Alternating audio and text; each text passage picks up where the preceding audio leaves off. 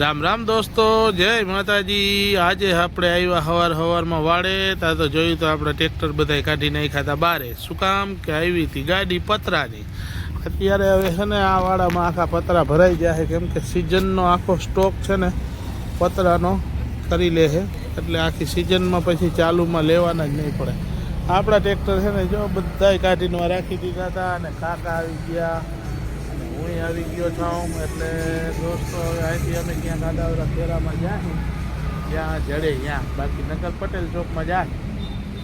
આપણે આવી ગયા પટેલ ચોકમાં, ટ્રેક્ટર રાખી દીધું, 3-4 પડ્યા હતા આમ લાઈનમાં, અને આમ બધા છે ને આડાવડા। હવે આપણે ટોલીનું પાટિયું ખોલી અને બેસી જશે ટોલીમાં, થોડી વાર પછી ચા પાણી। 10:30 વાગી ગયા, 11 જેવો ટાઈમ થવા આવ્યો, ને ટ્રેક્ટરો પડ્યા છે 3 ને 4 ને 5 ને 6 વધવામાં છે, પણ ફેરા નથી કાંઈ। આરામથી ટોલીમાં છે ને ગોદડું નાખીને બેસી ગયા છે, જેવું તેવું કામ આવશે તો કરશી, બાકી આજનું કાંઈ કામનું નક્કી નથી।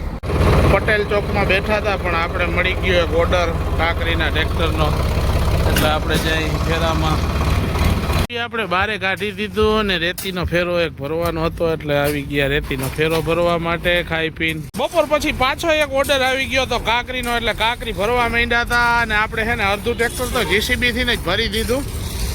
અને ત્યાં મારા વિક્રમ મામાનો છોકરો આવી ગયો। આ છે ને મારા વિડિયા બહુ જોવે છે, કેમ કે આખો દી એનો પપ્પોય ભેગો હોય ને એટલે, અને મને દેખીને છે ને જાણે કૂતરું કોશ વગાડી ગયું હોય ને એમ ઊભો હોય।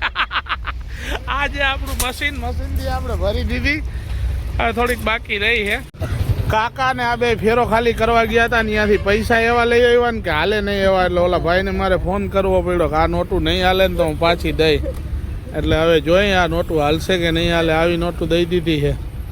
મેં કીધું કાકા આવી નોટું લેવાય તો કે હવે એને ધરાડ દીધી। મેં કીધું કાંઈ વાંધો નહીં, હાલો બીજું હું। આજે તો આપણે ફેરો છે ને અહીંયાથી ને જ મળી ગયો, જ્યાં આપણે ટ્રેક્ટર રાખી છે ને ત્યાં જ।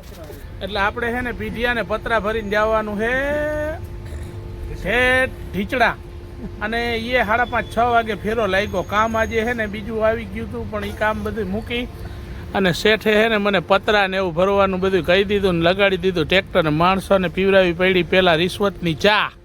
બધોય માલ ભરાઈને રેડી થઈ ગયો, ને સીધું આપણે સલેફ મારી નીકળવાનું જ છે, અને રમલો હોય એટલે ગાયો ઘા ભરી દઈએ। સિમેન્ટ ને પતરા ને બધું ભરી લીધું તો એ જગ્યાએ ઠેકાણે પહોંચી ગયા। હવે ઉતારવાની તૈયારી કરી છે, કેટલીક વારમાં ઉતરે જોઈ।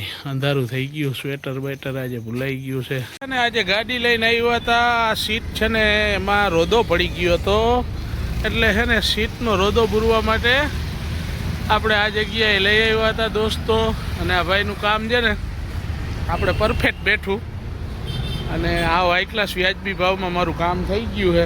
એટલે દોસ્તો રામ રામ, જય માતાજી। આજનો બ્લોગ હું અહીંયા જ પૂરો કરું છું।